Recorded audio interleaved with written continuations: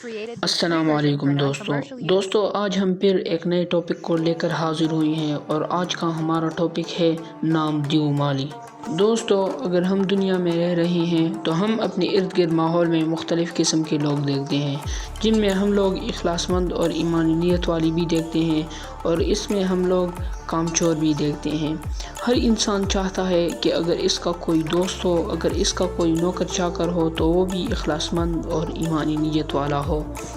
دوستو ضروری نہیں کہ سچائی یا نیکی اور حسن خیالی یا خلوص نیت صرف بڑے گھرانے کے لوگوں کی میراث ہوتے ہیں، بلکہ چھوٹے لوگوں کے گھرانے اور غریب گھرانے کے لوگوں میں بھی یہ خوبیاں ہو سکتی ہیں۔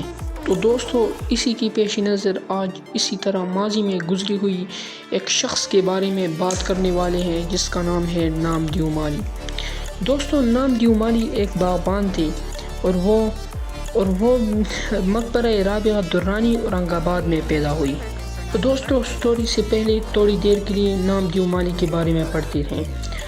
تو اس چمن کا مالک ڈاکٹر احسن الحسن تھا جو کہ اپنے باغ سے شاہی باغ بنانا چاہتا تھا۔ تو اس نے کہا کہ میں نے شاہی باغ بنانے کے لیے نام دیو مالی کو بلا لیا جو کہ اخلاصی نیت ایمانی نیت والے باغبان تھے۔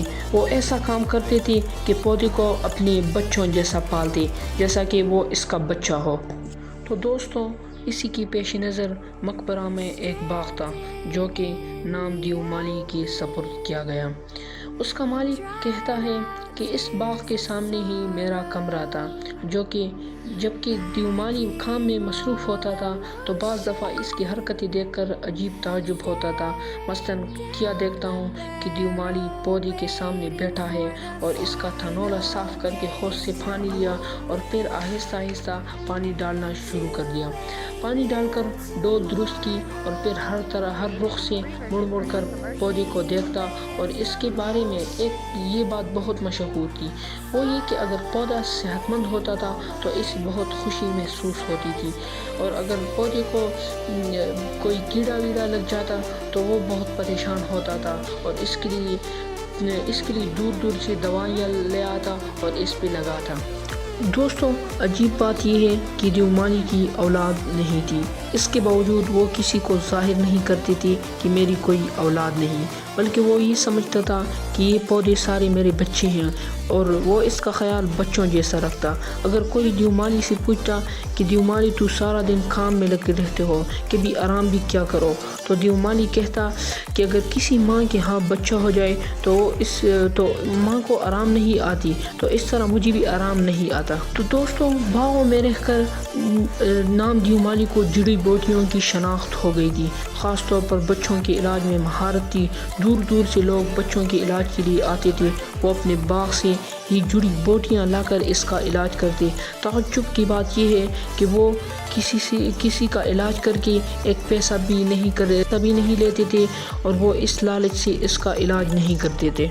باغ کے داروغہ کا نام عبدالرحیم خان تھا، وہ خود بھی بہت کارگزار اور مستعد شخص تھے، وہ دوسروں سے بھی کھینچ تان کر کام لیتے۔ اگر کوئی ملازم کام چور ہوتا تھا تو عبدالرحیم خان اس میں سے بہت اہمیت حاصل کی کہ کام چور لوگوں سے کیسے کام نکلوانا ہے۔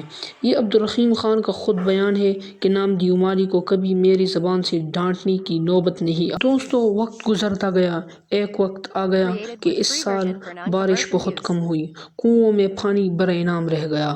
بتایا جاتا ہے کہ اس علاقے کے اکثر باغ اس سال خراب ہو گئے تھے کیونکہ پانی کی شدید قلت تھی، لیکن دیو مالی نے ایسا نہیں ہونے دیا، بلکہ دیو مالی نے دور سے ایک پانی گڑا سر پر لے کر آتے اور پودوں اور چمن کو سیراب کرتے۔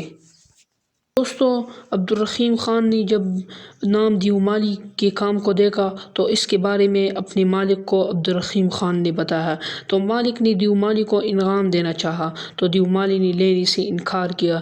دیو مالی کا بیان تھا کہ اپنے بال بچوں کے پالنے میں کوئی انعام لیتا ہے، شاید وہ صحیح بات۔ ایک دفعہ نامعلوم کیا بات ہوئی کہ شہد کی مکھیوں کی یورش ہوئی، سب مالی بھاگ کر چھپنے لگے۔ نام دیو مالی ویسے ہی اپنے کام میں مصروف تھا، کیونکہ دیو مالی سادہ مزاج کا انسان تھا، وہ کسی کی خبر نہیں لیتا تھا۔ تو اسی کی پیش نظر شہد کے مکھیوں نے اسے کاٹ لیا اور وہ وہاں اپنے چمن میں ہی دم توڑ گئے۔ دوستوں، آج کی ویڈیو بس یہیں تک کی، امید ہے آپ کو پسند آئی ہوگی۔